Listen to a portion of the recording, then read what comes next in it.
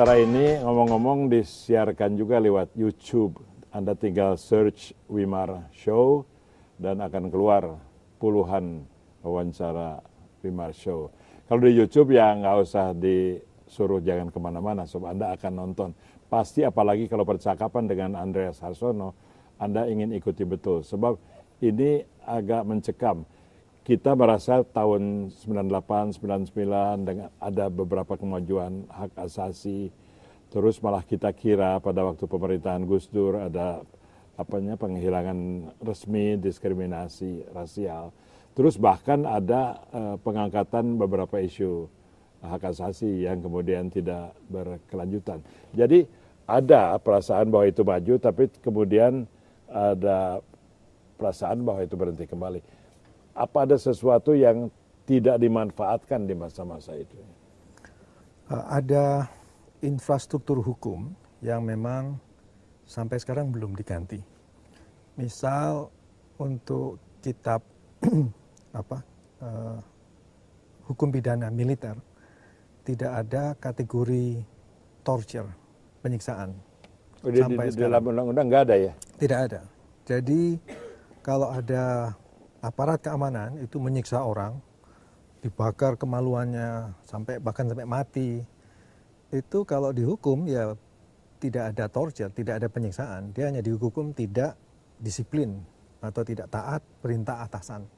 Hukumannya ya paling hanya beberapa bulan. Itu apa yang dimaksud dengan extraordinary crime gitu bukan? Di dalam human rights itu ada dua kategori besar. Satu adalah crimes against humanity. Dan yang kedua adalah genocide. Kalau crimes against humanity itu kekerasan terhadap orang sipil. Bisa satu-satu gitu. Satu-satu. Ya? Kalau genocide kan harus besar. Banyak. Besar itu ada syarat bahwa itu harus intentional. Sekarang ada perdebatan apakah Papua itu genocide atau tidak. Nah, ada yang bilang itu tidak disengaja, walaupun memang banyak orang Papua disingkirkan, kebudayaannya disingkirkan, tetapi mereka mengatakan tidak disengaja. Ini tidak by design, hanya by product karena rasialisme oleh kalangan pejabat Indonesia. Anda mulai sebagai wartawan, terus memang selalu tema human rights ada pada diri Anda, terus mendirikan majalah Yayasan Pantau ya. Sekarang Pantau itu apa kegiatannya? Anda sudah tidak di situ sekarang? Saya sudah tidak menjadi direkturnya, duduk di yayasannya saja. Kegiatan Pantau itu melatih wartawan, melatih orang menulis, karena kami percaya menulis itu adalah membela diri, memberdayakan orang.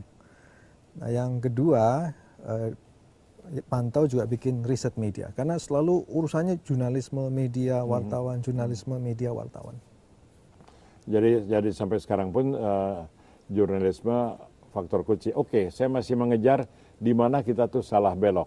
Media misalnya dibebaskan semua suka, tapi terus medianya terlibat soal-soal lain. Misalnya kalau bicara soal konflik kan 3 jenis konflik yang ada di Indonesia tuh konflik lahan, konflik SARA, kemudian konflik politik. Yang diributkan di media tuh konflik politik yang kecil-kecil, tapi isu besar tidak. Jadi media disangsikan sekarang perannya untuk membersihkan masyarakat. Itu betul atau tidak pendapat? Itu betul.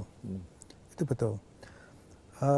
Persoalan paling utama di Hindia Belanda, di Indonesia ya, ada tesis bagus dari Ahmad Adam, kemudian ditulis lagi oleh Ben Anderson, karena media di Indonesia itu terkonsentrasikan di Jakarta.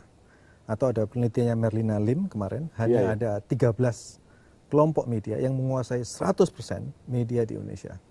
13 ini 12 swasta, 1 punya pemerintah. Dalam penelitiannya Ahmad Adam, ketika zaman Hindia Belanda, pusat media tidak hanya ada di Batavia. Yang paling besar harian Jawa Bode, bahkan di Semarang. Terus ada Jawa juga Bode, di Batavia, ada juga Surabaya. Di luar Jawa juga ada pusat-pusatnya.